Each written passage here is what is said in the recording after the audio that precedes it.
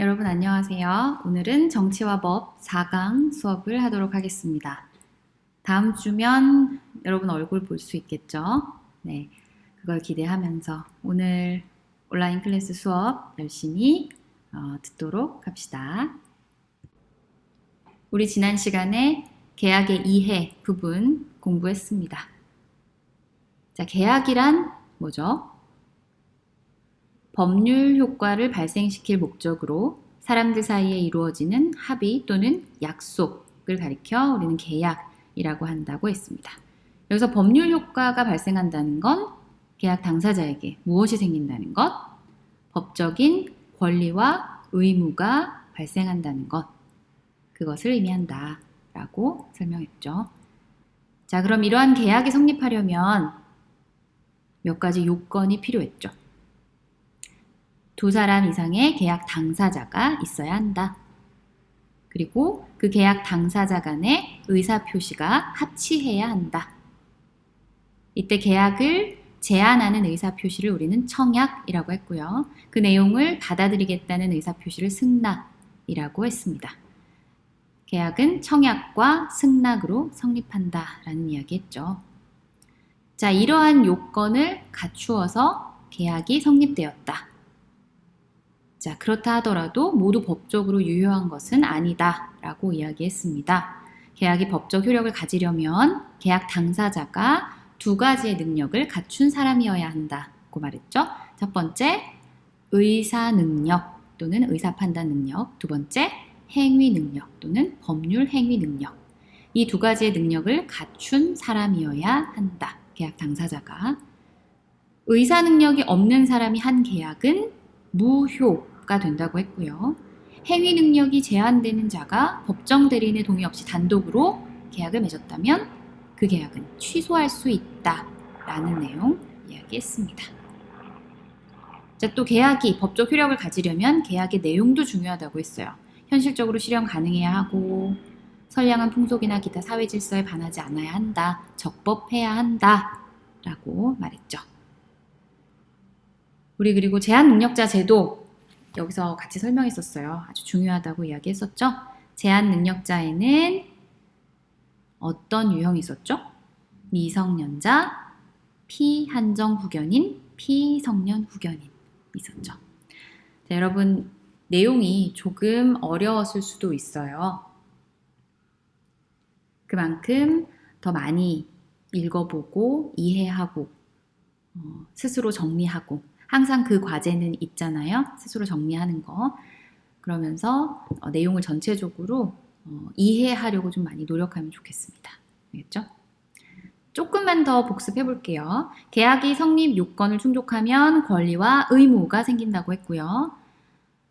그것이 바로 계약의 효력인 거예요. 법적인 구속력이 생기는 거죠. 자, 이때 권리자가 의무자에게 계약에 따른 행위를 청구할 수 있는 권리를 우리는 채권이라고 했고요. 그 행위를 해야 할 의무를 채무라고 했습니다. 자, 그래서 대개는 채권과 채무가 쌍방이 동시에 갖게 된다라는 이야기도 했습니다. 그리고 계약에서 각자 정한 의무를 실행하고 지키는 것을 계약의 이행이라고 했고요. 채무자가 계약에 따른 의무를 이행하지 않는 것을 채무불이행이라고 했습니다. 그래서 채무불이행으로 손해를 본 상대방이 무엇을 할 수 있다고 했죠? 계약을 해제할 수 있고 또 강제적으로 계약을 이행하도록 강제 이행 청구를 법원에 할 수 있고 또 채무불이행 때문에 손해가 났다면 손해배상 청구도 할 수 있다라는 이야기도 했습니다. 그리고 미성년자의 계약에 관한 이야기도 했죠. 자, 지난 시간에 했던 내용들 워낙 중요하기 때문에 여러분 복습 꼭 잘 하시면 좋겠고 오늘은 불법 행위와 손해배상을 공부하게 됩니다. 자, 불법 행위와 손해배상. 자, 집중해서 이제 열심히 하도록 합시다. 학습 목표 한번 볼까요? 불법 행위의 의미와 성립 요건을 설명할 수 있다. 불법 행위라는 게 무엇인지 그리고 그 성립 요건은 또 무엇인지 알아봐야겠죠. 성립 요건 5가지. 정말 중요한 오늘의 수업 내용입니다. 그리고 손해배상이라는 것이 무엇인지 볼 거고요. 그 다음에 여기 학습 요소에 보면 특수불법 행위 나와 있죠? 이것도 5가지입니다. 그래서 오늘 성립 요건 5가지와 특수불법 행위 5가지, 이것이 가장 중요한 내용이다.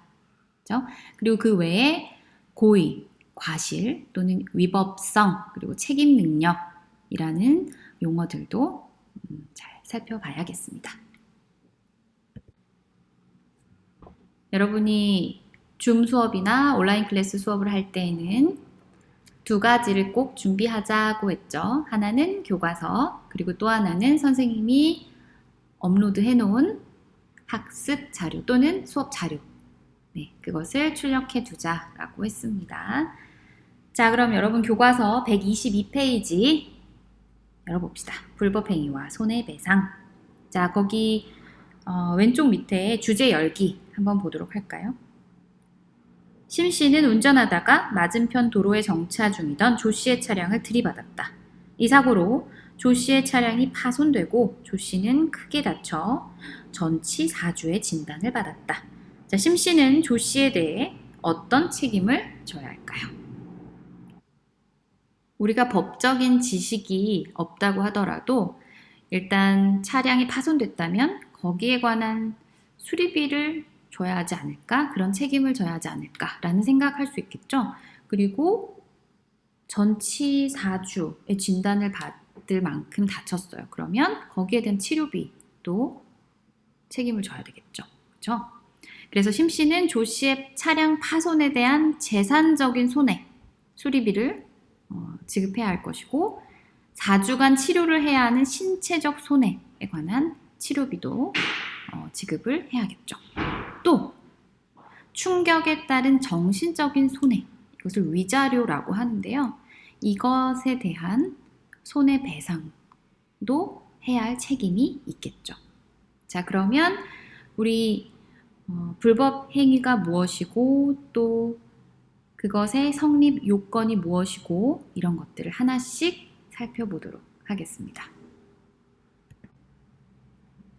우리는 살아가면서 교통사고나 안전사고 같은 갑작스러운 사고를 당할 수 있어요.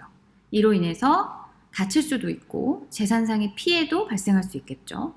만약에 이러한 피해가 다른 누군가의 잘못에 의한 거라면 당연히 그 사람에게 그 피해에 대한 책임을 물을 수 있는 거죠.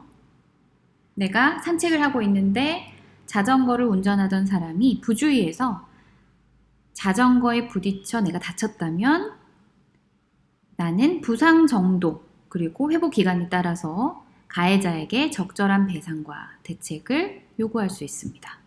그렇죠? 이렇게 어떤 사람이 고의나 과실로 위법하게 타인에게 손해를 끼치는 행위를 우리는 불법 행위라고 합니다.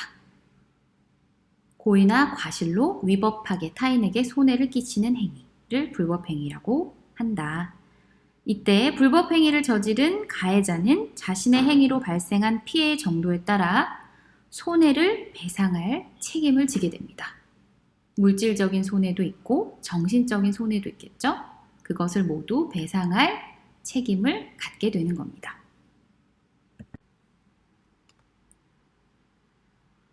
고의나 과실로 위법하게 타인에게 손해를 끼치는 행위를 불법 행위라고 한다. 라고 우리 앞에서 이야기했습니다. 이때 불법 행위를 저지른 가해자는 자신의 행위로 발생한 피해의 정도에 따라 손해를 배상할 책임을 져야죠. 자, 그러면 어떤 사람의 행위가 불법 행위인지 판단할 필요가 있습니다. 자, 그러면 우리 여기에서 불법 행위의 성립 요건 살펴보도록 하겠습니다. 몇 가지라고 했죠? 아까 우리 서두에 얘기했었는데 5가지. 그치? 5가지. 자, 교과서 122페이지, 123페이지에 걸쳐서 나와 있는데요. 교과서를 읽어보면서 이해를 하는 게 여러분한테 좀 쉬울 것 같습니다. 첫 번째, 불법 행위가 성립하기 위해서는 가해자의 고의 또는 과실이 있어야 합니다. 가해 행위와 관련해서 일부러 한 행동, 고의, 실수로 한 행동, 과실. 자, 아까 일부러 했건 실수로 했건 불법 행위가 될 수 있다는 거예요. 두 번째, 가해자의 행위에 위법성이 있어야 한다.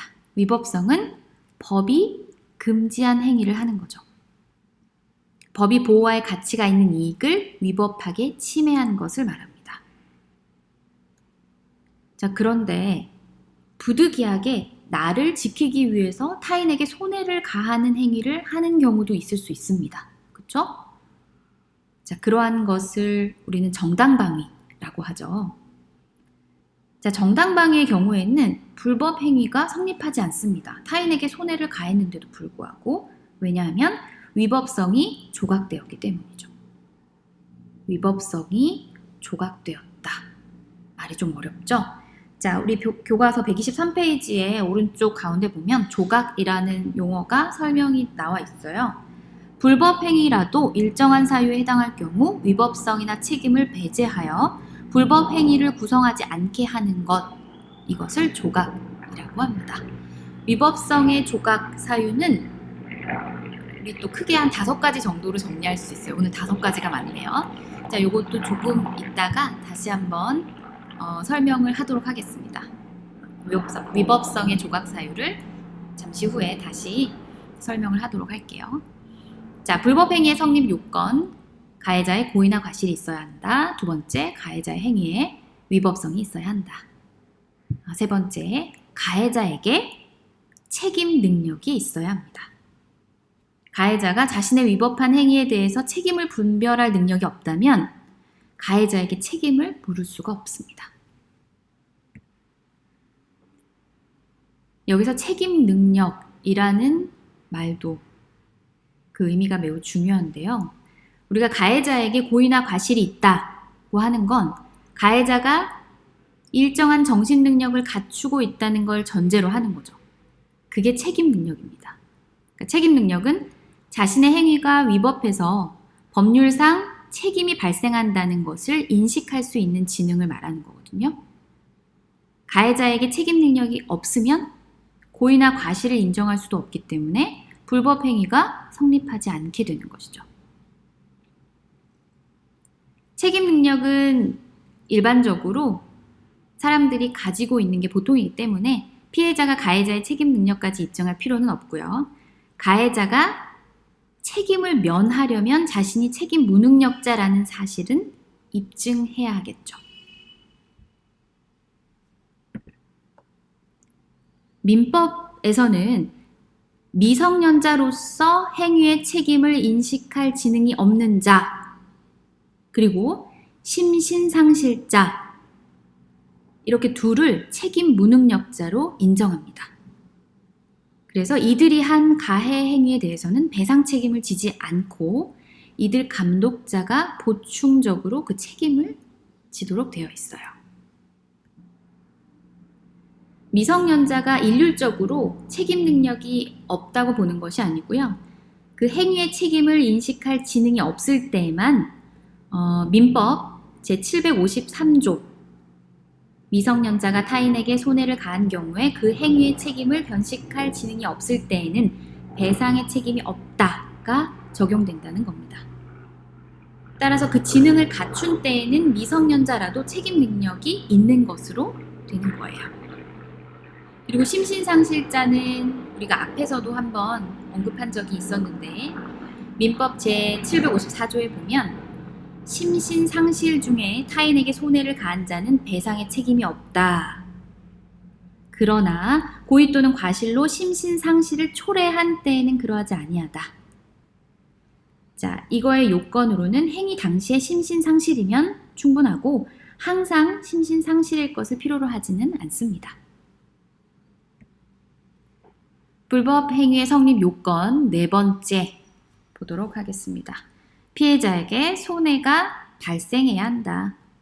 가해자의 행위로 인해서 아무런 손해가 발생하지 않으면 손해를 배상할 책임도 역시 발생할 이유가 없죠. 그럼 여기에서 말하는 손해는 재산적인 것뿐만 아니라 생명이나 자유나 명예 등의 침해에 따른 정신적인 것까지 포함이 됩니다. 자, 그리고 5번째. 가해자의 행위와 피해자의 손해 사이에 상당한 인과관계가 있어야 한다. 단순히 사건의 전후관계, 이런 일이 있었고 그 다음 이런 일이 있었다. 이것으로 결정되는 게 아니라 가해자의 위법한 행위 때문에, 그것 때문에 손해가 발생했다. 이것이 증명되어야 불법 행위로 인정이 됩니다. 여러분, 교과서 123페이지 탐구활동 같이 보도록 합시다. 불법 행위의 판단. 조금 전에 우리 불법 행위의 성립 요건 5가지 살펴봤고요. 그것을 기준으로 해서 이 사례 2가지를 불법 행위인지 판단해 보도록 하겠습니다. 교과서 123페이지 자료 1 보면, 자, 땡땡마트 사장은 소비자들이 경품 행사에 응모하기 위해 제출한 개인정보를 소비자 동의 없이 보험회사에 판매하였고, 경품 행사에 참여한 소비자들은 보험회사의 광고 전화에 시달리게 되었습니다. 자, 자료 2. 나 씨는 추석을 맞아 반찬 가게에서 나물과 전 등 추석 음식을 구매하였습니다. 그런데 일부 반찬이 상해 있었고 그날 저녁 이 음식을 먹은 나 씨와 나 씨의 가족들은 모두 장염에 걸렸습니다. 자, 그러면 우리 교과서 1번에 보면 자료 1과 2, 이 2가지 사례에서 불법 행위의 성립 요건을 판단해서 표에 빈칸을 채워보자 하고 있죠. 여러분 같이 한번 써볼게요. 자, 고의 과실 여부 볼까요? 자료 1은 사장이 보험회사에 소비자 동의 없이 개인정보를 팔았어요. 이것은 고의라고 할 수 있겠죠. 자료 2는 어떨까요? 장염에 걸리게 할 목적으로 반찬을 상하게 만들어서 판매하였다고 보기는 어렵겠죠. 이것은 부주의 또는 실수 이렇게 판단할 수 있겠죠. 그래서 과실이라고 우리는 여기다 적어두면 되겠습니다. 자, 불법 행위의 성립 요건 2번째가 위법성이었어요. 가해자의 행위에 위법성이 있어야 한다라고 했죠. 자, 자료 1에서 소비자의 개인 정보를 보호할 의무를 위반했기 때문에 우리는 여기서 위법성이 있다고 판단할 수 있습니다. 자료 2. 이 반찬 가게는 소비자에게 보는 거죠. 소비자들이 광고 전화에 시달렸어. 그쵸? 그것 때문에 뭐 업무를 제대로 볼 수 없었거나 아니면 정신적으로 스트레스를 받았거나 이러한 손해가 발생을 했죠. 자료 2를 보면 가족이 모두 장염에 걸렸어요. 그쵸? 손해가 발생했습니다. 그쵸? 자, 마지막 성립 요건 인과관계를 보겠습니다. 자료 1에서 판매된 개인 정보를 이용해서 광고 전화가 온 거잖아요. 그것으로 인해서 광고 전화에 시달리게 된 거잖아요. 그쵸? 인과관계가 있다고 볼 수 있습니다. 자, 반찬 가게는 어때요? 반찬 가게 음식을 먹은 가족이 모두 장염에 걸렸어요. 그렇죠? 인과관계가 성립된다고 볼 수 있겠죠. 그렇죠? 자, 이처럼 불법행위의 성립 요건 5가지. 이 5가지를 보고 이 5가지에 모두 해당이 되어야 우리는 불법행위로 판단을 할 수 있다라는 내용입니다. 우리 앞에서 불법행위의 성립 요건 이야기하면서 가해자의 행위에 위법성이 있어야 한다라는 말을 했습니다. 불법행위가 성립하려면 가해자의 행위에 위법성이 있어야 한다. 법이 금지한 행위를 하는 것, 이것이 위법성이라고 했는데요. 가해자의 행위에 위법성이 있어야 불법행위가 성립한다 라고 이야기했죠. 그러면서 정당방위 이야기했습니다. 교과서 123페이지에 정당방위라는 용어 설명 나와 있는데 타인의 불법행위에 대하여 자기 또는 제3자의 이익을 방위하기 위하여 부득이 타인에게 손해를 가하는 행위, 이것을 정당방위라고 한다. 이렇게 나와 있죠. 그러니까 타인에게 손해를 가하는 행위가 원래는 위법한 것인데 부득이하게 나나 다른 사람의 보호를 위해서 타인에게 손해를 가하는 행위를 했다면 이때는 위법성이 조각되어 불법 행위라고 할 수 없다라고 설명했죠. 자, 그래서 우리 위법성의 조각 사유라고 하는 내용들을 다시 한번 보겠다고 했죠. 자, 지금 한번 이야기해 볼게요. 자, 여러분 교과서 142쪽, 저 뒤쪽에 가면 이 5가지네요. 이 5가지의 위법성 조각 사유에 대한 설명이 그림과 함께 자세히 나옵니다. 꼭 읽어보면서 이해하면 좋을 것 같아요. 자, 위법성의 조각 사유는 정당방위, 긴급 피난, 자구행위, 피해자의 승낙, 정당행위 이렇게 5가지가 있습니다. 타인의 법익을 침해하는 행위는 원칙적으로 위법성이 인정되는 거잖아요. 그런데 위법성이 조각되어서 불법 행위가 성립되지 않는 경우가 있어요. 이것이 위법성의 조각 사유죠. 자, 민법은 위법성 조각 사유로서 정당방위와 긴급 피난을 규정하고 있습니다. 민법 제761조에. 그리고 또 그 밖의 해석에 의해서 인정되는 경우도 있어요. 자, 그러면 정당방위, 그리고 긴급피난, 그 다음 그 외의 위법성 조각 사유들을 같이 한번 살펴볼게요. 자, 정당방위라는 것은 타인의 불법 행위에 대해서 자기나 제3자의 법률상 보호할 가치 있는 이익을 방해하기 위하여 부득이 타인에게 손해를 가하는 행위. 아까 우리 교과서에서 봤던 용어 정리 거의 유사하죠? 그러니까 정당방위에 의한 가해 행위는 위법성이 없다고 보는 겁니다. 그렇기 때문에 불법 행위가 성립하지 않는다는 것이죠.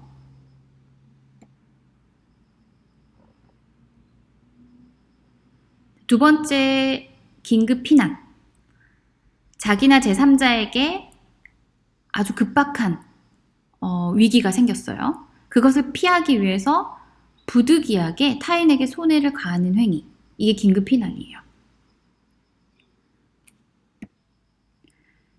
여기서 급박한 위난이라는 것은 타인의 행위에 의한 것 외에 자연력 등도 포함을 합니다.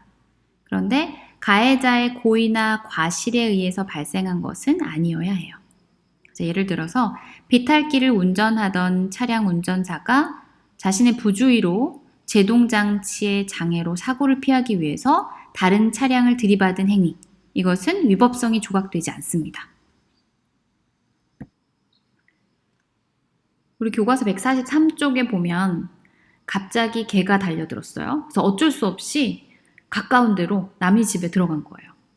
그러면 너무나 현재 위급했기 때문에 그 상황을 피하기 위한 행위잖아요. 원래는 남의 집에 주거 침입하면 안 되는데 원래는 위법한 건데 이렇게 긴급 피난에 해당이 될 때는 위법성의 조각 사유에 해당하기 때문에 불법 행위로 인정하지 않는다는 거죠. 그 밖에 위법성의 조각 사유에는 자력 구제 또는 자구 행위, 그리고 피해자의 승낙, 그리고 정당 행위 이런 것들이 있어요. 자력 구제는 청구권을 보전하기 위해서 국가기관의 구제를 기다릴 여유가 없는 경우에 권리자가 스스로 사력으로서 구제하는 행위를 우리 자력 구제라고 합니다. 다른 말로는 자구 행위라고도 하는데 법적 절차를 기다릴 수 없는 급한 상황에서 자신의 청구권을 보전하기 위한 행위이기 때문에 이것도 위법성의 조각 사유에 포함된다. 그리고 피해자의 승낙.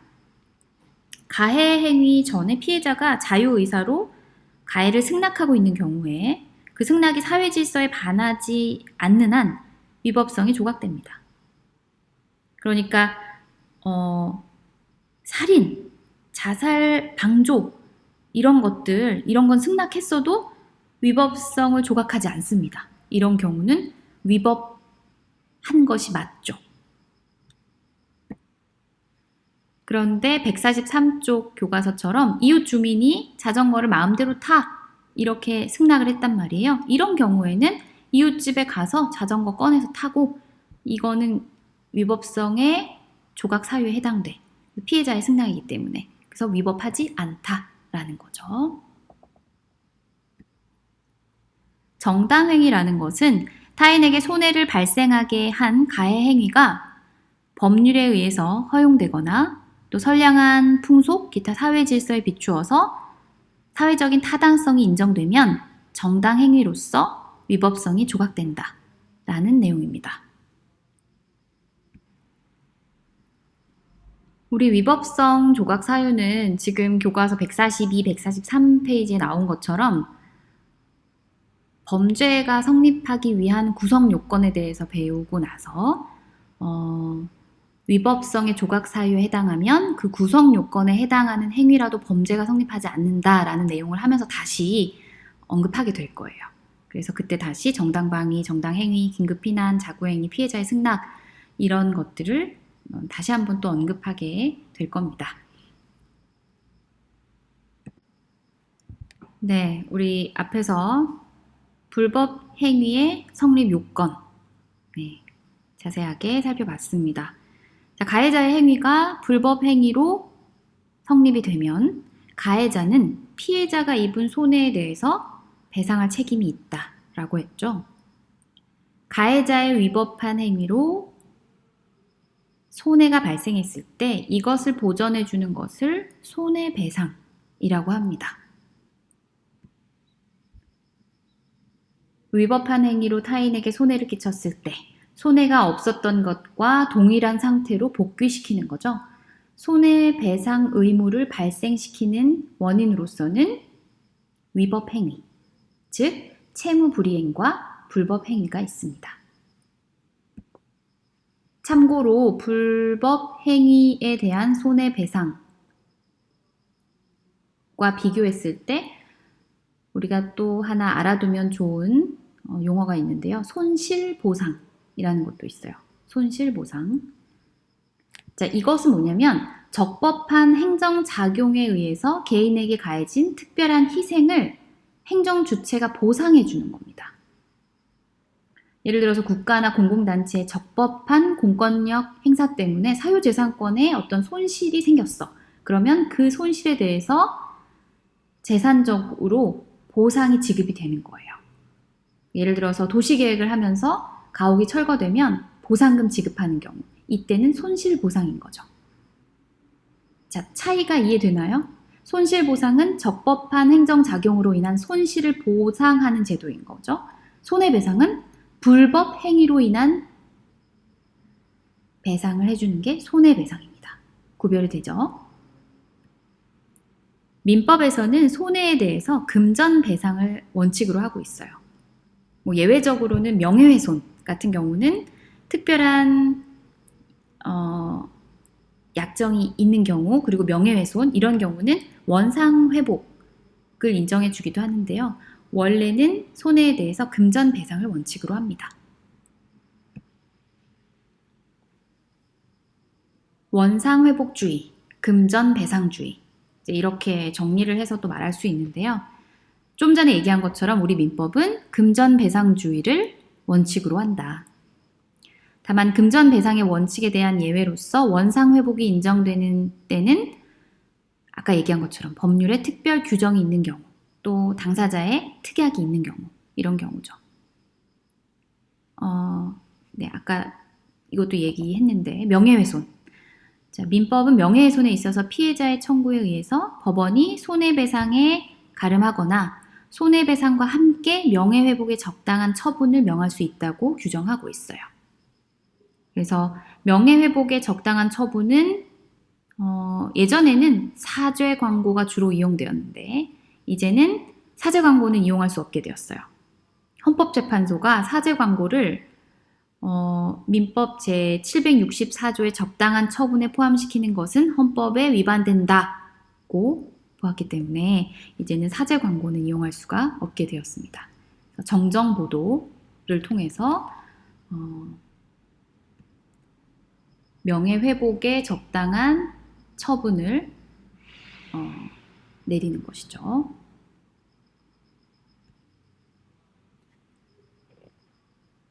교과서 124페이지에 예가 나와 있는데요.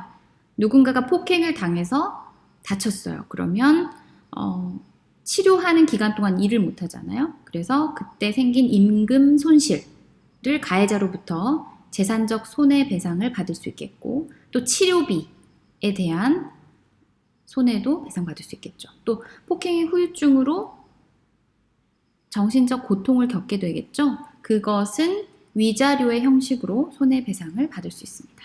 자, 위자료는 뭐예요? 불법 행위로 발생하는 손해가 재산적인 손해, 정신적인 손해가 있다면 그럼 정신적인 손해에 대한 배상이 바로 위자료라고 하는 겁니다. 그래서 이 손해배상은 우리가 기억해야 될 거 뭐죠? 일단 금전배상을 원칙으로 한다라는 거고, 또 재산적인 손해뿐 아니라 정신적인 손해에 대한 것도 배상받을 수 있다. 그리고 손실보상과 손해배상은 그 의미가 다르다. 이렇게 기억하면 좋겠습니다. 수업 맨 처음에 선생님이 오늘 중요한 게 다 중요하겠지만 크게 두 가지고, 그 하나가 불법행위의 성립 요건, 또 다른 하나가 특수불법행위라고 했습니다. 그리고 둘 다 5가지씩을 기억하자라고 이야기했죠. 자, 이제 거의 마지막 내용인데요. 특수불법행위입니다. 자, 여기에서 특수불법행위의 종류에는 5가지 나와 있죠. 자, 이 5가지에 대한 내용을 오늘 꼭 기억해야겠습니다. 불법 행위에 대한 책임은 원칙적으로 그 가해 행위를 한 사람이 직접 지는 거죠. 그렇죠? 그런데 가해 행위를 한 사람이 예를 들어서 어린아이라서 책임 능력이 부족하거나, 또 가해 행위를 한 사람의 고의나 과실을 증명하는 것이 불가능한 경우도 있어요. 그러면 불법 행위의 성립 요건이 충족되지 않기 때문에 그것에 대해서 책임을 지게 할 수가 없잖아요. 또 어떤 경우는 누가 가해자인지 알 수 없는 경우도 있어요. 불분명해서.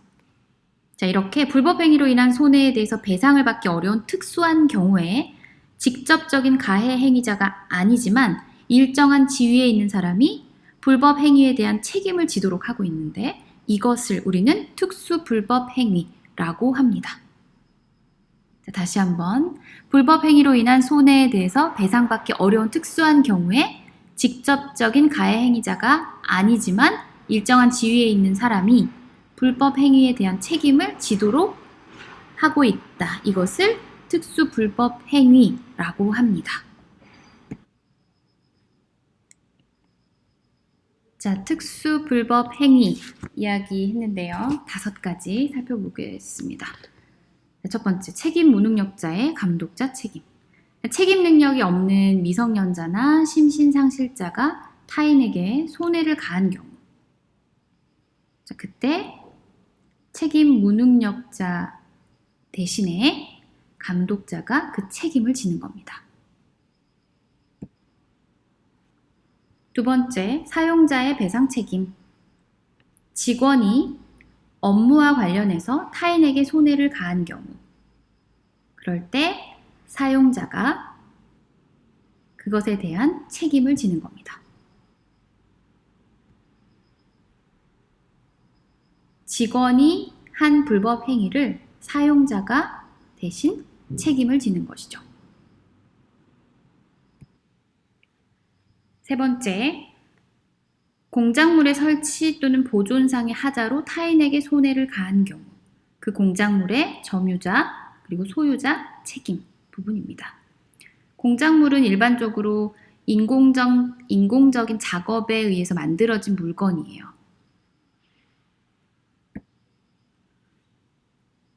법률적으로는 토지에 접착되어 설치된 공작물을 가리키는 경우가 많은데, 건물, 동상, 다리, 담, 이런 것들, 그리고 터널, 개천, 이런 것들이 다 포함된다고 할 수 있습니다. 이러한 공작물로 인해서 누군가가 손해를 입게 되었을 때 그것의 소유자 혹은 점유자가 책임져야 한다는 것이죠. 네 번째, 동물 점유자의 책임.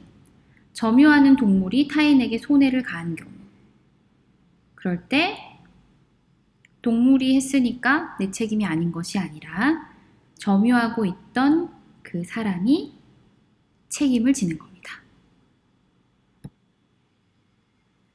여러 사람이 공동으로 타인에게 손해를 입히는 경우도 있죠. 자, 그러면 이때는 어떻게 하느냐? 공동불법 행위자 책임. 그래서 연대해서 배상 책임을 지도록 되어 있습니다. 그래서 가해자 중 한 사람 또는 가해자 전체를 대상으로 손해배상을 청구할 수 있는 거죠. 우리 특수불법 행위는 조금 간단히 살펴보기는 했는데요. 문제풀이를 통해서나 또는 어떤 사례를 가지고 좀 더 자세하게 한 번 더 다루는 시간이 있을 겁니다. 알겠죠?